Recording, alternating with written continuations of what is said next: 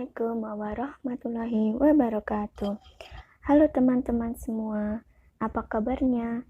Semoga semua dalam keadaan baik dan sehat selalu.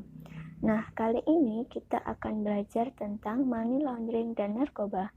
Apa sih yang dimaksud dengan money laundering itu? Money laundering atau pencucian uang secara sederhana merupakan upaya menyembunyikan atau menyamarkan uang atau dana yang diperoleh dari suatu aksi kejahatan atau hasil tindak pidana, sehingga seolah-olah uang tersebut tampak menjadi harta kekayaan yang sah. Pada dasarnya, tindak pidana money laundering memiliki 3 tahapan, yang mana ketiga tahapan tersebut dapat berdiri sendiri. Akan tetapi, biasanya para pelaku tindak pidana money laundering melakukan tahapan tersebut secara bersama-sama. Ketiga tahapan tersebut yaitu yang pertama adalah tahap placement, kemudian tahap layering, dan tahap integration. Masing-masing pengertian dari ketiga tahapan tersebut yaitu yang pertama tahap placement. Tahap placement merupakan tahapan pertama dari money laundering atau tindak pidana pencucian uang, yaitu pelaku mendepositkan uangnya ke dalam suatu sistem keuangan, yaitu sistem perbankan, yang mana uang tersebut dapat dipindahkan dari satu bank ke bank yang lain, baik itu berupa bank lokal maupun bank interlokal, yaitu internasional. Kemudian yang kedua yaitu tahap layering. Tahap layering yaitu tahap yang mana pelaku memisahkan tindak pidana pencucian uang dari sumbernya dengan beberapa transaksi dengan tujuan agar dapat menghilangkan jejak atau asal-usul uang tersebut berasal dari mana. Yang terakhir atau yang ketiga yaitu tahap integration, yang mana pelaku dalam tahap ini memanfaatkan hasil dari tindak pidananya atau hasil dari pencucian uangnya berupa menikmatinya secara langsung maupun diinvestasikan dalam bentuk material yang lainnya, atau bahkan digunakan untuk membuat usaha tindak pidana yang lainnya atau membuat usaha kejahatan yang lainnya.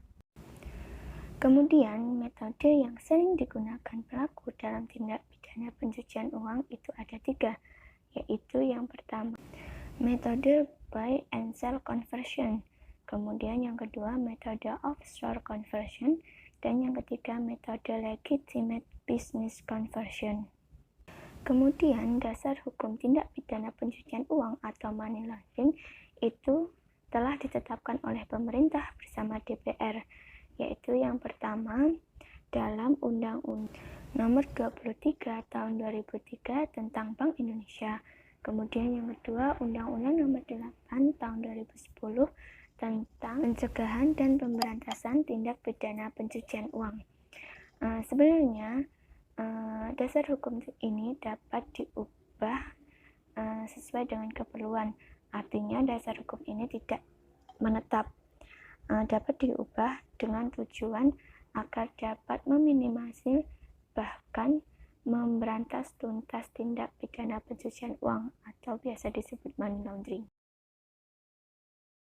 Penjelasan selanjutnya yaitu perdagangan narkoba, yang memiliki pengertian perdagangan yang dilakukan secara global, melibatkan penanaman, pembuatan, serta perdagangan zat-zat yang berupa obat-obat terlarang menurut hukum. Adapun pola perdagangan narkoba yaitu yang pertama placement. Pada tahap ini, uang hasil perdagangan narkoba dimasukkan ke dalam sistem keuangan dengan penempatan melalui lembaga perbankan. Kemudian yang kedua fase layering. Dalam pencucian uang hasil perdagangan narkoba dilakukan untuk melapisi, memecahkan atau mengamburkan uang hasil perdagangan narkoba yang terdapat dalam sistem keuangan agar sulit untuk dideteksi. Kemudian yang ketiga yaitu fase integration, sebagai kegiatan akhir dalam proses pencucian uang hasil perdagangan narkoba. tidak lagi memiliki hubungan yang langsung dengan kejahatan aslinya. Pada fase ini biasanya para pelaku menggunakan uangnya untuk digunakan untuk bisnis restoran, realitase, dan lain sebagainya. Nah, teman-teman, itu tadi sedikit penjelasan dari saya. Semoga dapat diterima dan bermanfaat. Kurang lebihnya saya mohon maaf. Wassalamualaikum warahmatullahi wabarakatuh.